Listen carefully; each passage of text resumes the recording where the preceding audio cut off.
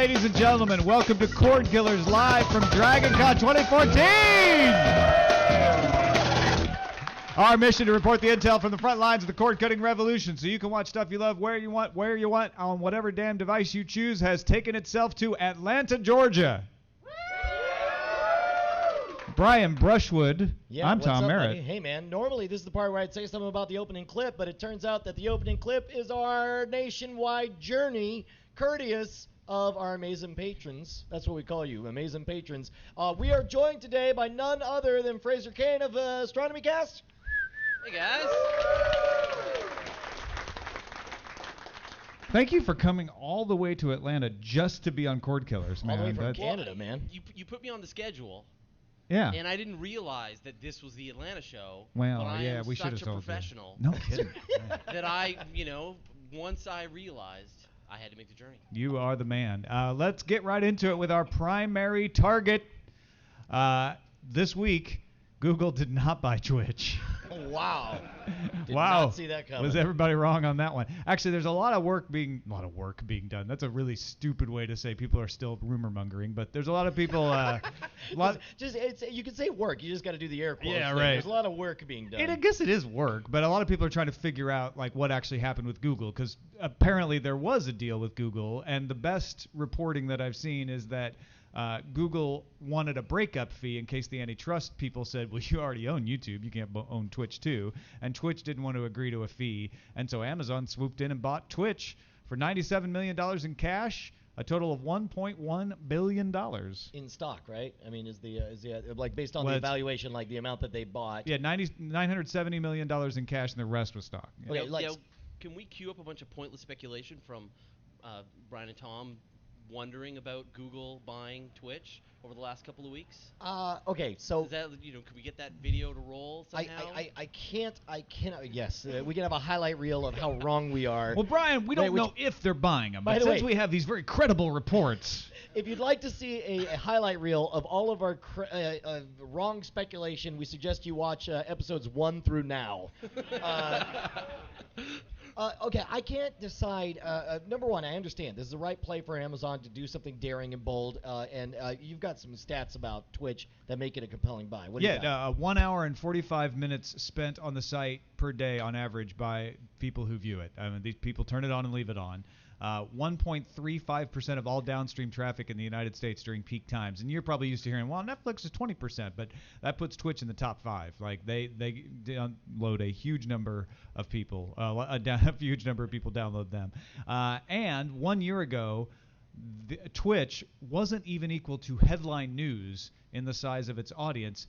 This summer, Twitch is bigger during primetime hours in the United States than CNN, E!, or MSNBC, and occasionally it even passes MTV as far as the number of people watching it. Here, let me go both ways here. I'm going to start by making a case of why this is late night at DragonCon. This is a terrible, terrible investment. Now, I understand why Amazon wants to do it. They need to make a bold play, but understand, and on the surface, I can see how this moment is the exact same moment as Google buying YouTube. YouTube, of course, was seeing explosive growth, but it was seeing it on the back of pirated, copyrighted content, right? The case, sure, the case could be made, right? Yeah. Likewise, this is all based on. At the same time, we're watching Twitch begin to crack down on any kind of background music. They started implementing the copyright ID system that will black out the audio 30 minutes at a time. So you're playing a Star Wars game, but if it hears any of the Star Wars soundtrack, it suddenly shuts that all down.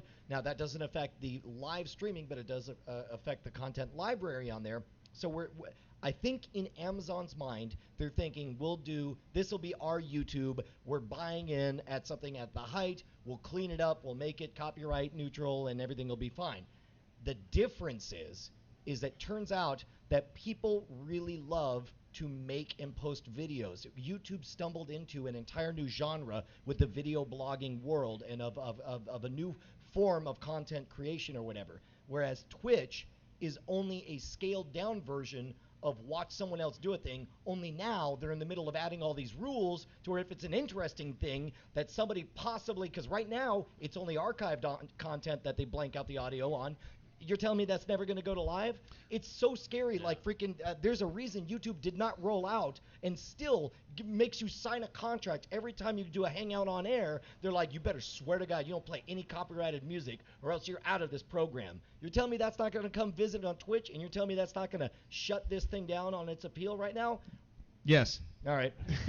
Well, I mean, it feels like a no-brainer for Google. Like Google must have just been kicking themselves that they weren't able to pick it up because it feels like such a good fit for what they do on YouTube and all the. I mean, they've already got this enormous capacity to handle all this live stream content. And this is just another kind of live stream content and then some additional hooks that they could put in to support different video game systems. You can imagine some ideas. So it seems like a really natural fit for Google, which is I'm sure why you guys were so behind that idea. So it feels like Amazon did it as a defensive move. They just swooped in and blocked Google from being able to take this thing. And I don't know, it feels like Google could still roll this out. Like, you want Twitch? We'll make Twitch happen at YouTube. Oh, I fully expect to see that because right? YouTube Live has been kind of floundering. They've been trying to figure out a better way to do Let's Play videos on YouTube, and there are a lot of people doing it. I mean, biggest non-music act on YouTube, and sometimes the biggest is PewDiePie, who's a video game blogger. So, that's gonna happen. YouTube's gonna come out with their Twitch service for sure. And what if they have some kind of dongle, like something connected with the Chromecast? Like, they've already figured out how. Like a way, like if you've got a Chromecast, you can stream from it. Yeah, stream from some additional plugs you can put into it. Take your PS3, daisy chain some other HDMI into your Chromecast, and then boom, you're live streaming out onto YouTube. Like they've figured out every piece of the process. They just haven't got the brand yet. All right. I don't know. I'm so of two minds. Like the only way I see this being a winning move for Amazon is if they leverage their position to essentially do the opposite of what Google did with YouTube. Google immediately overcorrected and played fair and instituted the copyright ID platform and shut down anytime anyone played any copyright music or whatever.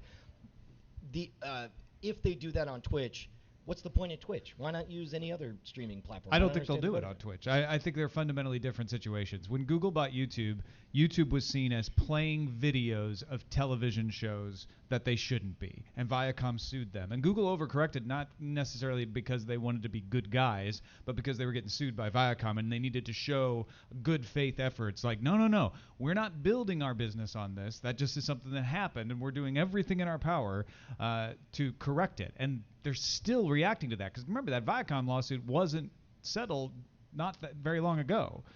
What's going on with Twitch is music related. They have all of the video game companies signing off on this saying, yeah, we get the value of this. We want you to do this. It's not, I'm streaming copyrighted content from the video games. I mean, there's some stuff with Nintendo going on, but most of them are fine with that. It's figuring out people playing music in the background. And Emmett Shear is bending over backwards to say, no, we don't mean the music in the games. We only mean you're running a radio station while you're doing your game, which people can hear regular songs from Spotify or Pandora. Yeah, but I think it's going to get bigger and weirder than I think. Like the song, that feels like it's a copyright issue that they'll be able to figure out some kind of proper licensing and get that solved. But what do you do if, for example, the advertising they're making from Twitch starts to be more than the video game makers are making from their video games? Like, they're going to want to cut of that revenue. Sure. Yeah, and so right now, it's kind of like the way Netflix was able to get all that content early on and be able to say, we've got all this content, we've signed all these deals, suckers. Yeah, right? And they have this great content, super cheap. But then later on, once the content owners start to realize what this was worth, they changed the nature of their arrangements. And so right now, Twitch can run all these video games live and free and whatever. They run into some copyright issues. But what's going to happen when the video game companies really wake up to the potential of this marketplace and start to put their hooks into Amazon and Google and anyone, right? And the answer is, well, understand, like they've already done the deals one way. PS3 or PS4 didn't come with a stream to Twitch option. Which am I getting that right? Which one? They streamed to Twitch, right? PS4. Yeah. They that deal happened one direction because they wanted to make it easy for people to share. And so the revenue streaming, if they're like, hey man, you want us to continue to have Twitch be the service of choice? Well, then we need to see some two-way street on this. And my guess, I wouldn't even be surprised if built into the deals that they have right now is the opportunity to renegotiate, and if revenues hit a certain amount, that they that the money starts flowing the other direction.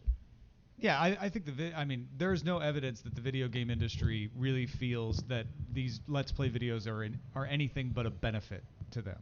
And even if Twitch starts making money off them, I think what that means to the video game companies is, hey, that means that it's popular enough to make money off of it, and therefore we are able to sell more video games. And there's just fundamentally a different approach. I don't think that's the biggest part of this story, frankly. I think that's bordering on fear-mongering. I mean, I'm good at that. We talked about the whole like Twitch copyright thing previously.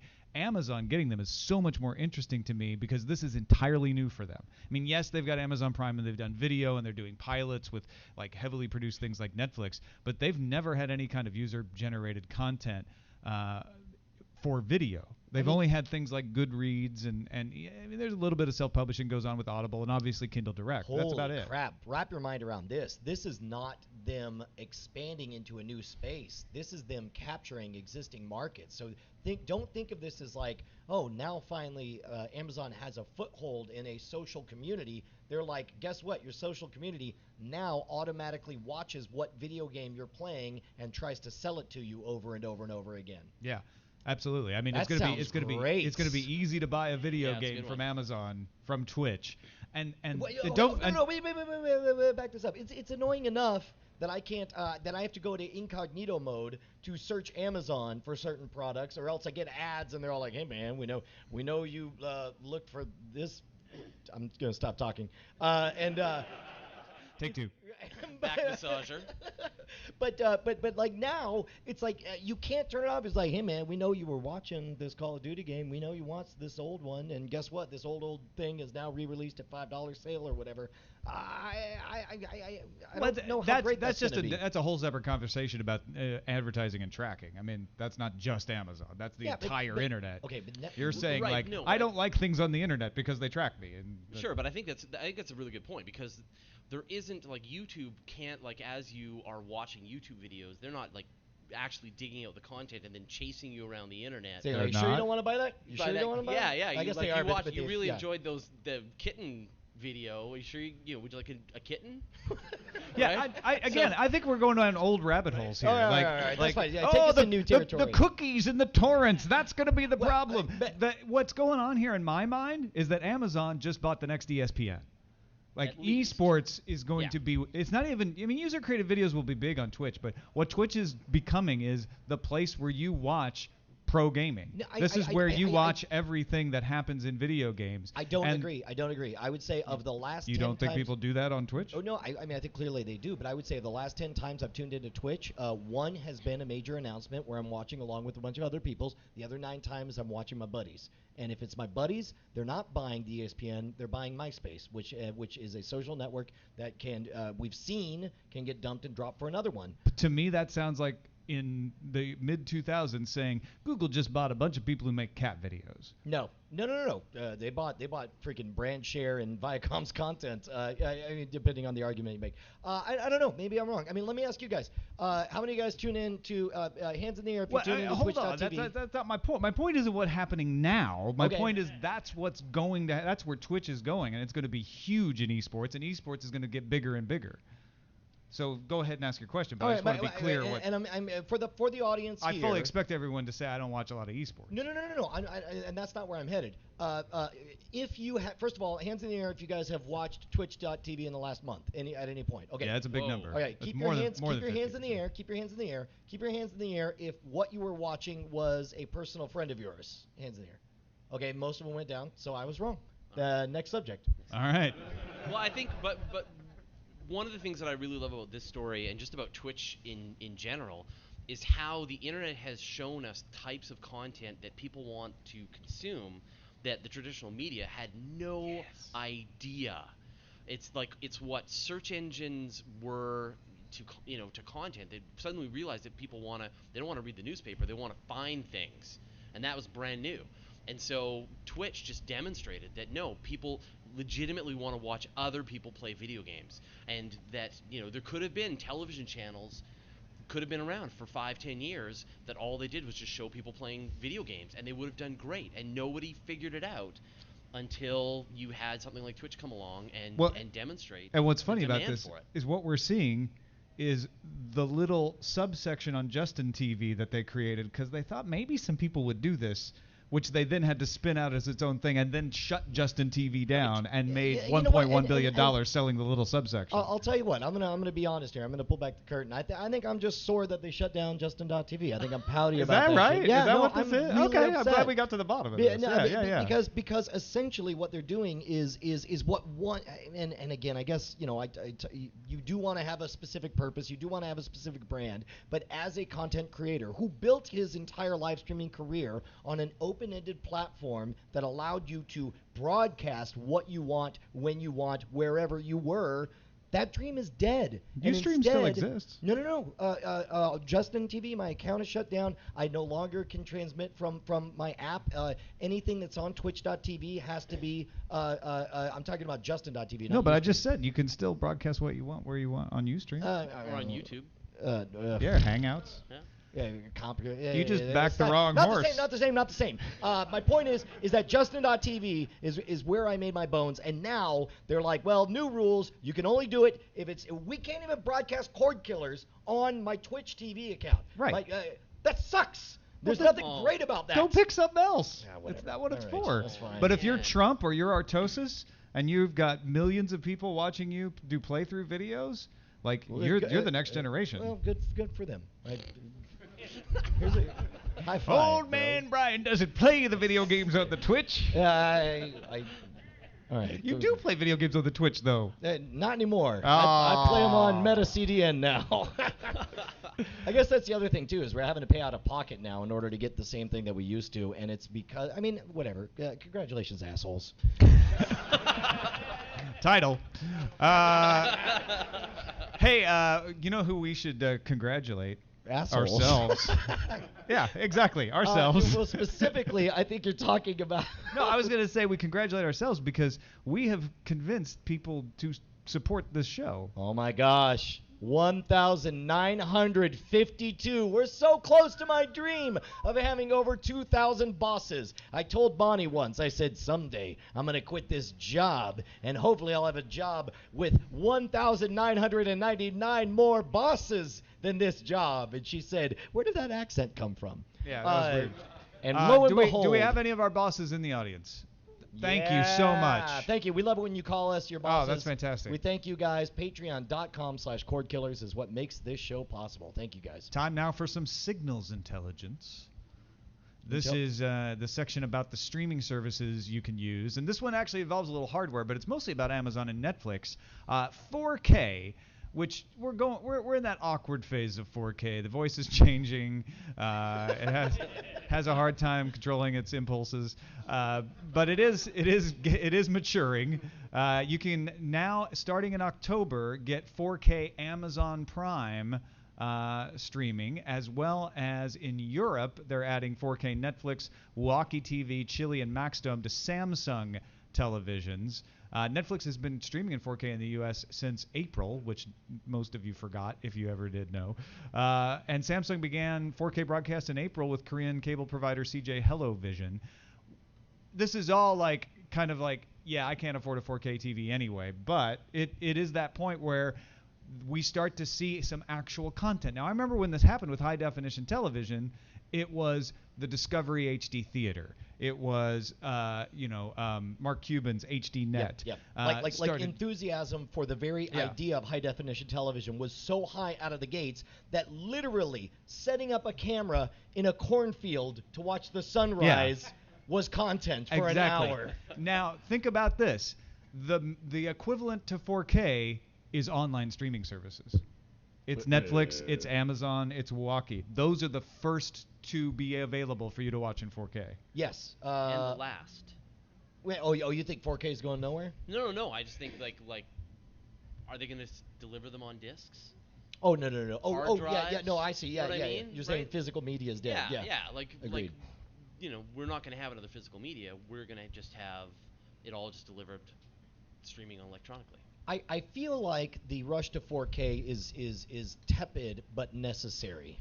which also could be the title of the show. If it was necessary. I'll tell you what, let's try another experiment. Everyone raise your hands to the extent that you're excited about 4K content. It's a very low number.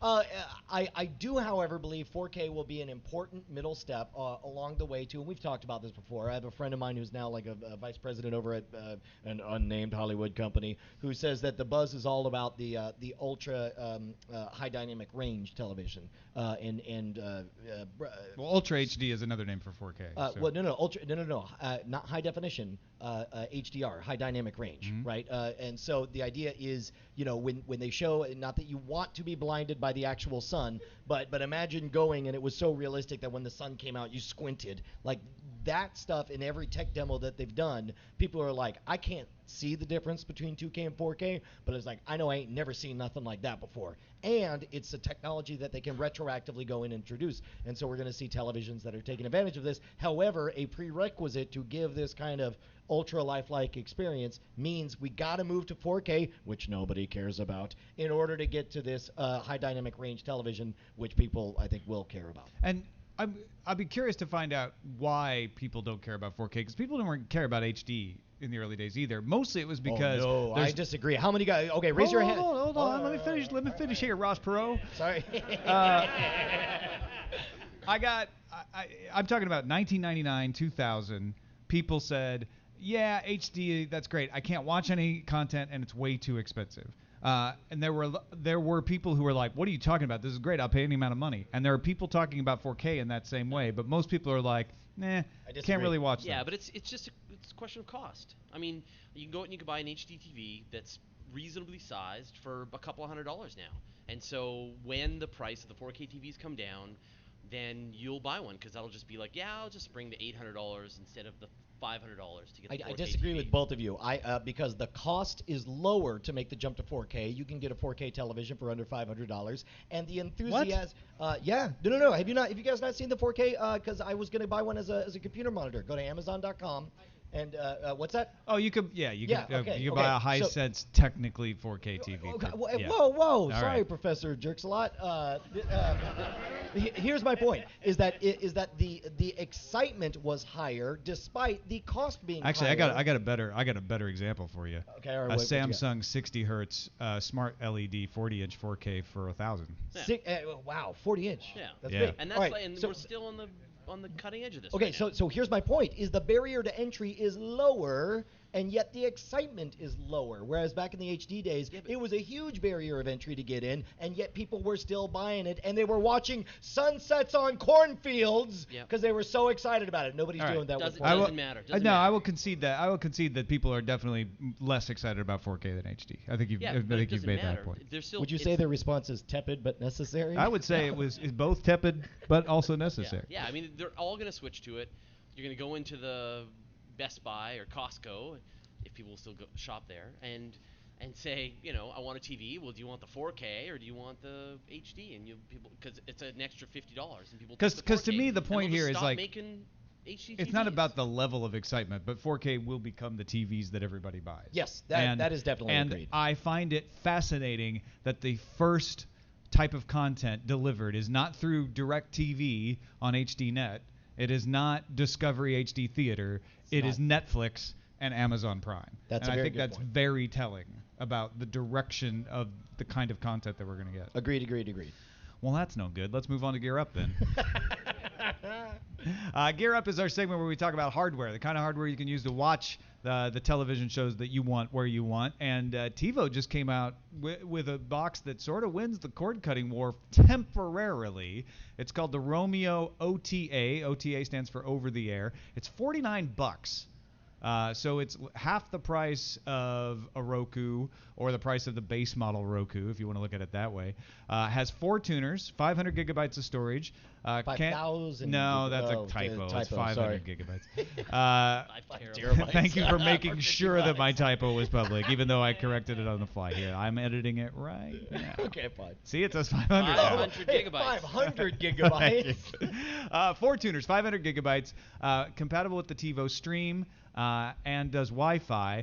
The difference between it And the $300 one, which I bought, which is the only other TiVo that has over-the-air capability, is that more expensive TiVo had cable card slots. This one has no cable card slots. It also doesn't support the TiVo Mini. But they're saying it's available in a limited edition at Best Buy. I don't know what that means. They're like testing the market. That's what it sounds like. To be honest, I think it's a smart thing. I think less is more. I think that we've seen a huge response with the Chromecast. All it does is take what's on your gizmo and put it up on the thing, give or take. This is a case where it's like, we know you got Netflix. We know you got a Roku box. We know you got X, Y, or Z. It's like, let us capture all that over-the-air stuff and take care of that for you. So you think this is a good reason to keep over-the-air around longer? Oh, no. Get rid of it. It's Now stupid. you're just baiting It's a him. waste of bandwidth. But for somebody in reality right now who's cutting the cord, who has bandwidth issues or whatever, I think this sounds like a fantastic solution. Why is it limited edition? That's the part that puzzles me. Because yes, this is great. This is what we all wanted TiVo to do, and it's an excellent buy. TiVo's interface isn't perfect these days because the apps can be weird, but the TiVo interface with the guide is great, and it's definitely the best over-the-air tuner that I've used. It's just been really expensive until now. Why not just say, yeah, we're coming out with this thing? Because enjoy. Because now, number one, within TiVo, if there is a $300 product, and some part of the team said, hey, we bet everybody really just wants this $49 part. The sections of the team that are like, let's not undercut this $300 part, and then the other part's like, no, but we really think we can make it up in volume. We're like, this is the compromise you do. Well, let's do a limited release and see how this goes. I don't know if it's different teams, but I'll buy that. Yeah, I mean, it's different parts of the same organism, right? It is a political move to say this is the future, and then you go all the way forward. But if it's like we think this might be the future, then you release just that one thing. So you need a separate antenna to go with it? Yeah, I would imagine. Yeah. Yeah, no, that's pretty typical. I would say you just replace whatever antenna you have, or just attach it to a different thing. Well, if you've got an antenna, you can plug it into this. It's just a standard jack. It's going to record your TV shows live. From by the way, 4 tuners for all of you guys who can name 4 over-the-air shows that you would watch it once simultaneously, or even care about, or even pretend like you were gonna get around to maybe honestly watching. For $50, yes, please, 4 tuners, because I will never have a conflict. Well, exactly. And that's what they're really doing at that point. Is super I think what TiVo's worried about is the cable companies, because where they've been making all their money, according to the earnings report, is from the cable companies. TiVo subscriptions rose by 1/3 to 4.8 million in the second quarter of July. So those of you who are like, hey, who cares about TiVo anymore? They're actually doing well, and it's because of cable TV partners like Virgin Media in the UK, Ono in Spain, Comhem AB in Sweden, that they're able to continue to go forward as a company. And if they put out a successful no cable card product, that's going to piss off all their partners. I take back all my points before, and I concede your point, because that's definitely what it is. When they've got that kind of a whale on the hook, they're not going to screw with that. That's why it's a limited release. Hey, real quickly, we have T-shirts from the Night Attack place. Night Attack, and we got Diamond Club T-shirts. They're all available over here. $15 for a shirt, 3 for $30. If you, we may have a few left over. These are every year we do one run of shirts. They're limited edition. We never do them again. The leftovers will be sold at nsfw.scamstuff.com. It's a little secret kind of Diamond Club place, and all the money goes to me. So that's great. That's good. No, we got to keep Brian fed. It goes to me and Justin, and then we buy drinks for Tom. So it's a meritocracy. It works out, yeah. It's a meritocracy, in that Tom gets all the drinks. Yes. All right, let's move on to Under Surveillance. These are things you can watch on the services that you can subscribe to. Amazon is greenlighting another batch of TV Kid pilots. Things like The Stinky and Dirty Show, Buddy Tech Detective, Nico and the Sword of Light, Table 58, Just Add Magic, about friends who find an old cookbook with magical recipes. Those are good. We can talk about why Amazon's adding kids shows, and I think it's important to do so, but I'm more excited that Patrick Warburton has made a deal with Sony Television to shoot a pilot for The Tick to try on Amazon. So excited about that. We're definitely going to get one more episode of The Tick. Maybe more. One more. Like the pilot. Yeah. I'll tell you what, man. Patrick Warburton has been amazing to watch, because in one moment he went from being, putty on Seinfeld to he became the Tick, and he's stayed the Tick ever since. Every time I ever hear him on anything, he's the Tick. Yeah, I was a huge fan of the animated version of The Tick. I was a huge fan of the video version. Amazon pilots, even the ones they pick up, have not been terribly successful. And I'm not going to say the Tick's going to be their House of Cards, but could it be could it be better than their Arrested Development? Maybe. You know what? I'll be happy if it's their BoJack Horseman, which is already approved for more seasons. But I mean, the other story about them greenlighting the kids shows is pretty smart too. I mean, Brilliant, absolutely. brilliant, right? brilliant, I mean, brilliant. like, what a way to keep people in your ecosystem. My kids just run the shows they like on Netflix again and again and again, and they're just like burning a hole in their Netflix. So have you noticed like I don't get Amazon. I guess you're a full cord cutter, right? Mm-hmm. I forget when it was. I think I was turning on Cartoon Network at a hotel because I'm a grown-ass man. And I was astonished at how much of the advertisement was for Amazon Originals. Have you guys, I guess you haven't seen that. Have any of you guys noticed we can't get Amazon TV in Canada, so. Yeah, all right. I have to say, it is entirely the right thing to do to go after children's programming. Netflix has a lot, but Amazon Prime has been doing a great job of developing original programming. It's proved to be pretty popular.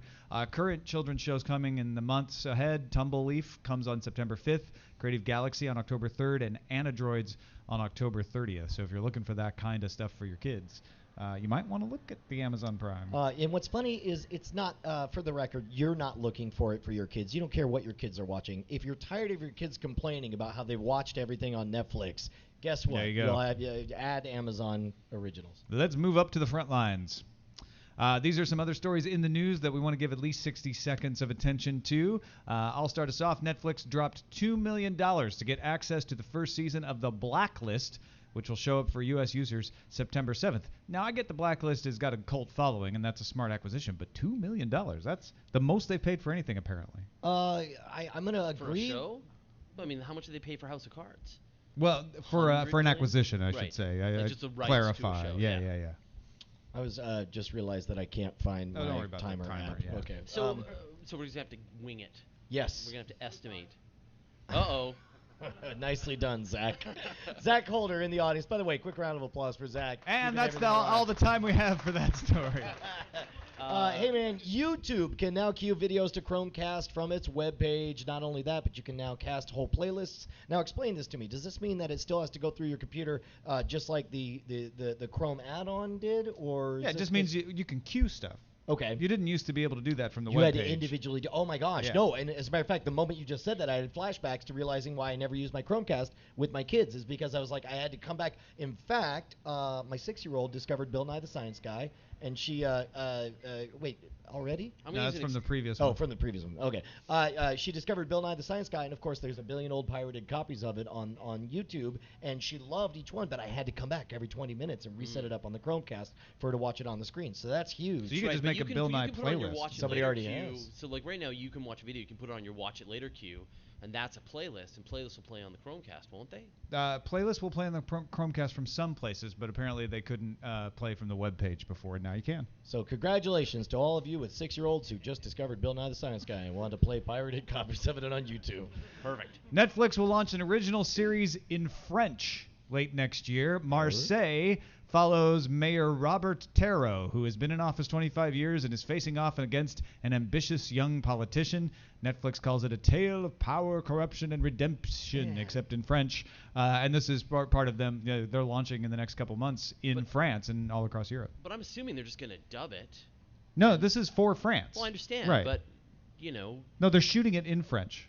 but then they'll dub it In Well, English. okay, in English, right? maybe. Also, it's their also. it's House of Cards for the France No, I market. understand, Yeah. Right, but I'm saying like right now, there's lots of content that you can watch on Netflix, and you can just watch it in, you can either watch it in Japanese or you can watch it in English. Sure. Right. Okay. So then just make it available to all the countries at the same time. I not just imagine they France. might, Like yeah. they're not just going to restrict it only to French. I feel like a House of Cards in France would be like sex, corruption. Whatever. Yeah, I thought the interesting thing here was that they're actually spending money creating an original for a particular country they're launching in, which they haven't really done, I don't think. No, number one, I do agree. I think both of you guys are right, and I think it's a remarkable story in both regards. I think that it's remarkable that they're launching in an language other than English, and I think it's the hidden story that it's almost a done. You can almost take it to the bank that they'll probably the next announcement will be the celebrities who are doing the dubbing to bring it to English. Well, it's like Lilyhammer. Lilyhammer was their first original, half of it's dubbed, right? Yeah. Take it away, Brian Brushwood. Canada's Cable Giants. This one's for you. I feel like actually you should read this one. It's for Canada's Cable Giants. All right, so Rogers and Shaw, which both suck, We have some Canadians in are the launching a audience. subscription-based service available only to its internet or TV subscribers for $9 a month starting in November. Sign me up. Wait, that's fast. What kind of cord cutter is just like, those guys suck, take my money? Well, I don't have their television. Do you have their internet? Yeah. Then you can get it. But you would. But you have to have their internet. If Well, I you're on do. a different internet, There's only 2. then you're great. You're good. That's awesome. You're Socialism works. You got 2 choices, bro.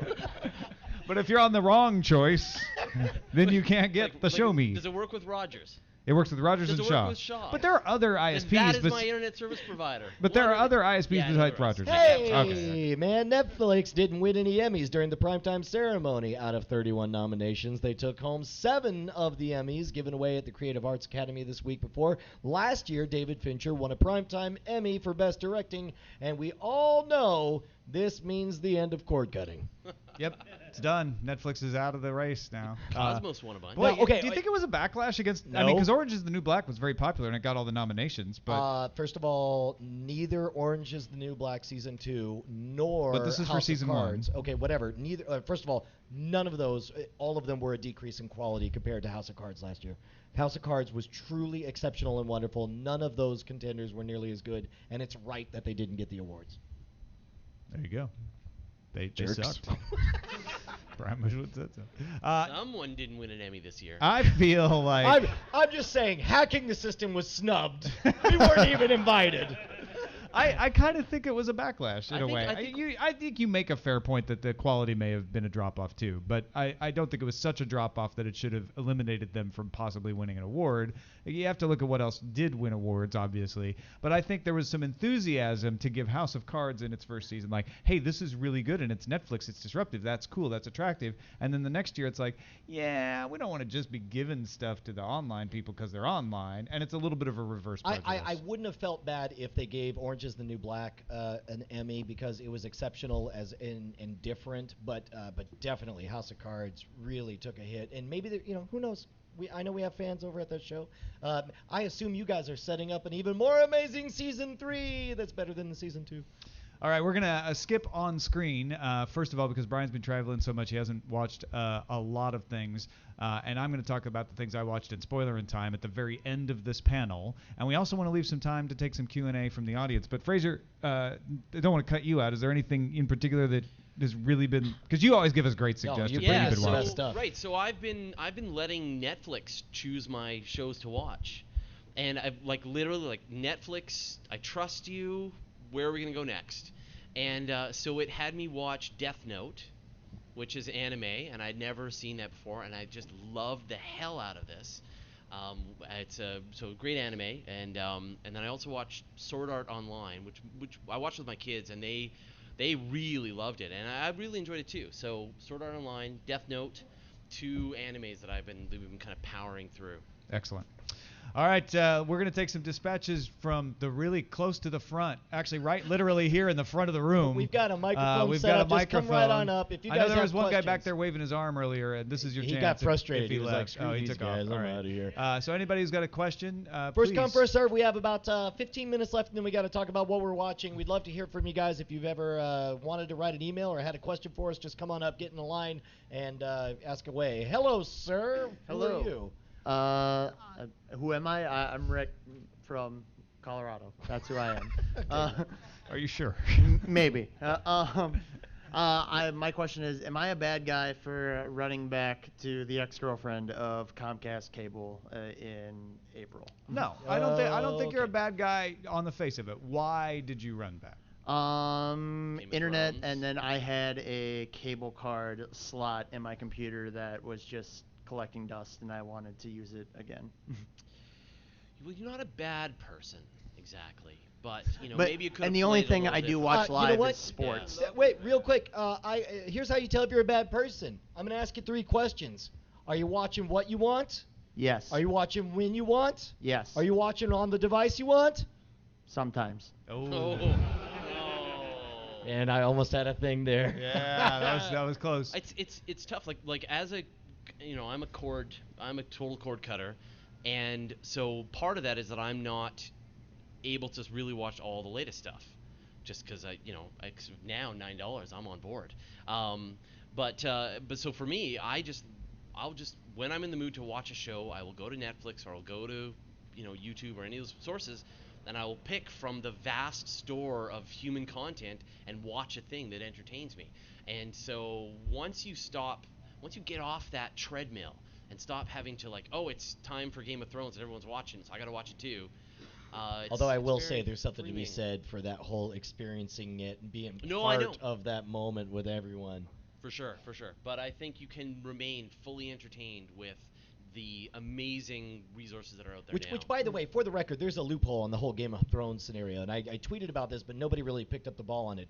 The moment HBO Go is incredible because it releases the show at the same time simultaneously online as on cable, which, as far as I know, is the only one that does that. However, you can actually skip right to the end of so everyone watching live is watching Game of Thrones, and you could jump the moment it launches to the end, Don't spoil it. grab some screen grabs, make some quote-unquote hilarious memes, and be the most hated and famous person on the internet for exactly 40 minutes. Wow, I can't believe anyone's not taking you up on Well, that. I told everyone on Twitter, somebody should do this. And when you do it, It's one of the quietly rarest tell signs me. of restraint the internet has shown. Yeah, right? But yeah, to answer your question, I don't think it's a moral issue of going back to cable and doing so. If it suits your needs and it's in your budget, then yeah, why not? And most of the stuff is available online on demand, and they're doing the live streaming stuff through Comcast. We get it, Rick. You're absolved. Get out of here. Go- Rick Foster, go ladies in and gentlemen. peace, Rick. Yes, sir. 2 Hail Marys. What's up, guys? I'm Reggie from Atlanta. I'm Hey, one Reggie. of your bosses. Thank you, boss. What's up? First, I'll say I'm not a cord killer. I'm more of a cord augmenter. Augmenter? Wait, Meaning- you work for the cord industry? Absolutely. We make some fabulous stuff out of unicorn tears and mithril. Yes, I work for Monster. No, I don't work for Monster. My question is, given all the different services, you've got Hulu Plus and Amazon and Netflix and all this stuff, how close do you think we are to the big giant cable runners realizing that despite the fact that they don't want to be dumb pipes, they are dumb pipes? I think they already know. I think they all know right now. I think everything we're It's seeing. a rear guard action. I think every legal action you're seeing is part of a budget meant to put up a front and meant to slow things down just enough so they can get the content deals worked out on the back end. And I think in the meantime, the marching orders are poke around on the sides, see what people respond to, take some high-risk gambles that maybe will explode in limited markets or whatever. But I think they all already know. I think, 5 years? I think 5 years. We're looking at a whole different landscape. But I mean, is it a Gordian knot that they can't untie? That they've got all of these, local markets that are paying for rights, and the content's got to flow. And so how can they shut these people off and go online only without sort of cutting all these people away and all the advertising and all that? So, I mean, are they just going to be fighting with this knot until they all Yeah. just And- explode? It's a tricky dance. Yeah, and how much of it is contract deals? I mean, a lot of the panels I've gone through over the past weekend, you hear all of the talent talk about, oh, well, the network or the studio has these contract deals with releasing things online and releasing things to the cable networks. So how long before we get all of that Never. finally Well, untangled? that- or all of slipped that through That's a never. complicating Gordian knot? factor. Yeah. That's definitely a complicating factor. I know that the music industry is just now, not even fully, getting to the point where your online deal is included in the negotiation from the beginning. And for a long time, a lot of artists were running into the problem of like, oh, I'm not getting any money for online sales, so I'm going to resist online sales because that was not part of my deal. And the record label's just selling the money and selling the albums and keeping all the money. And so TV and video, movies, they've got to go through some of that. I think because music went through it, it might be a little faster. And I think the bigger complexity is the fact that the cable companies don't want to undermine the existing market faster than they have to, because so many people are keeping cable for one reason or another, that you're going to see things like Show Me that Rogers and Shaw are doing more often. And Comcast has their own Xfinity On Demand type of service. It isn't online only, but I wouldn't be terribly surprised to see a version of it go online only. I know they're trying to develop I'll tell it. you where the most insidious parts of and I love that imagery of the Gordian knot, because you could get most of a knot out and get most of the use of a cord and still have little bits of it tangled in there. And like I think about music licensing deals, and I think about the fact that people write in saying Supernatural was awesome when it was over the air because we were hearing classic rock played. It's crappy and embarrassing on Netflix because it's fake AC/DC that they're playing, and they have to go back and put in royalty-free music and all that stuff. That stuff is going to take a long time to get smoothed out, if ever. There may be these vestiges 20 years from now where it's like you will never see this original version because this original For the old stuff, yeah, you're right. But I mean, this thing with Shawn Rogers, may they die in a fire. In Canada, my condolences. He means the infrastructure, obviously. Yeah, but the so people if all they're get going to other offer jobs. me $9 a month for, like, what is this, all-I-can-eat television on demand? Well, it's Netflix. So Sure, it's not but- all you can eat. Sure, but I mean, I then, guess it's all well, you can right, eat, but it's then, all you can eat of a small otherwise, buffet. I'd be paying $100 a month to Shaw for television, for cable, and I would have to have a PVR to record this stuff. So how Pabst Blue Ribbon. How on earth are they gonna, V as in I'm sorry. video. Pabst Blue Ribbon. how are they going to be able to offer what is a $100 service that?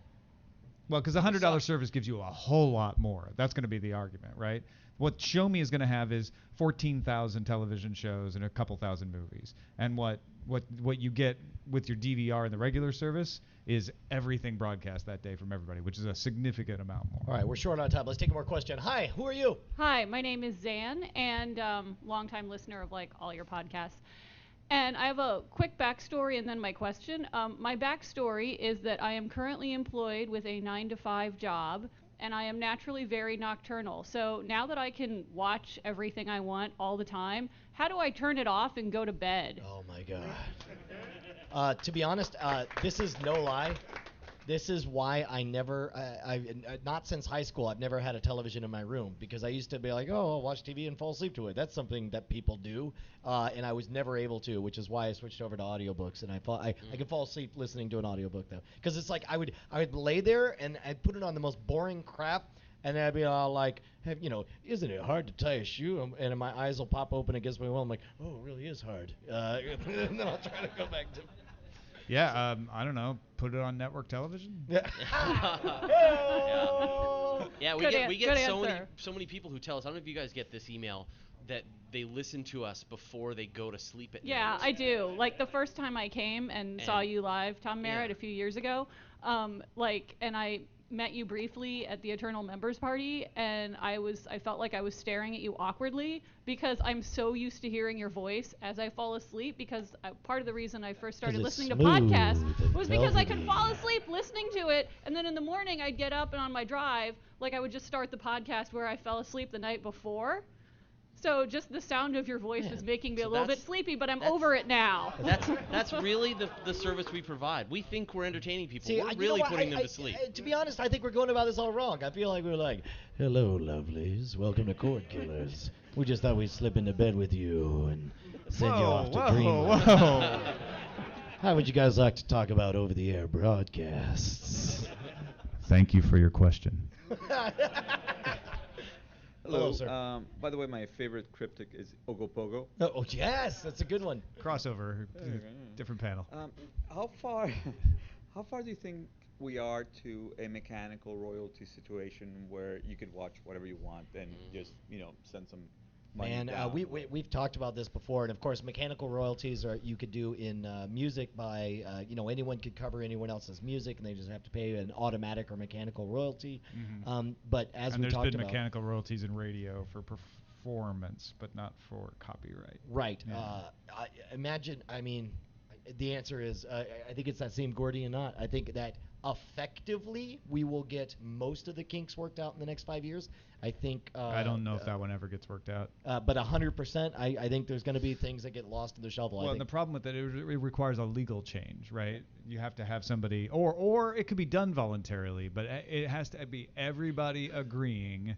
Either to change the law or to create a voluntary system that everybody's going to participate in, that I can stream any video I want from a service, and all I have to do is pay a mechanical royalty. It used to be that way for cable television. You used to be able to rebroadcast anything under a mechanical royalty, and in 1996 they changed the law in the U.S. saying, yeah, that's still the law, but then the broadcaster can decide to withdraw from that law and charge you to rebroadcast. And of course, that's what they all do. And keep in mind, it's not just the legal side of things. Also, there's the commercial side of things. A big part of, as perverse as it sounds, we celebrate the fact that Hulu has so many ads because it means a lot of people are paying to have content on Hulu.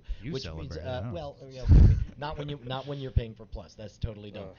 But with companies like Nielsen, they have to track for a view to count. It means every viewer has to see the same episode, the same version of the same episode, which means if there's licensed music in the broadcast one but not licensed music in the other one, you can't count that as the same. They also have to see the same ads in the same order at the same time to the same demographic and the same device. Which, and all that stuff.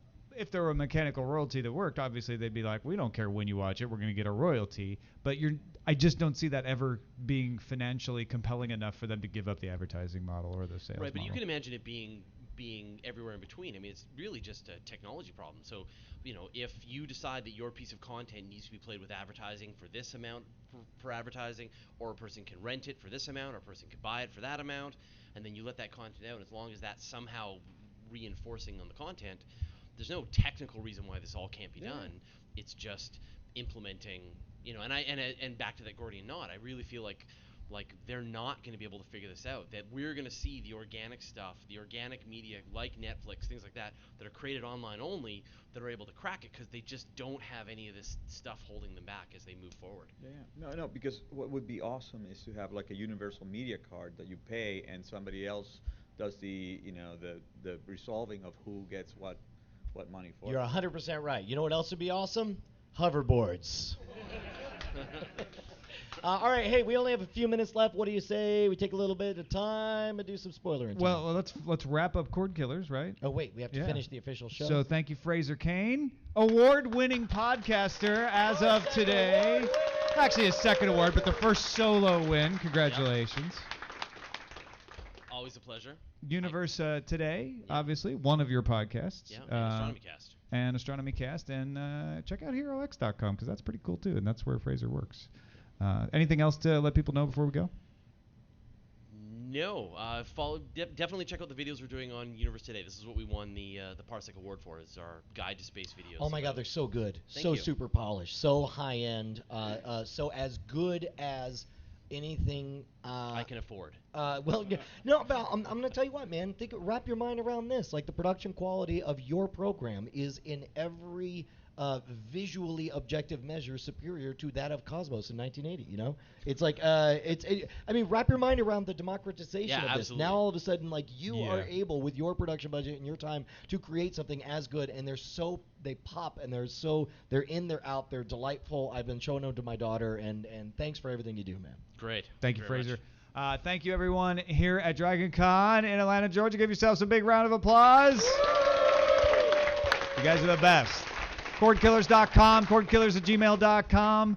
And thanks to our patrons. We'll see you next time.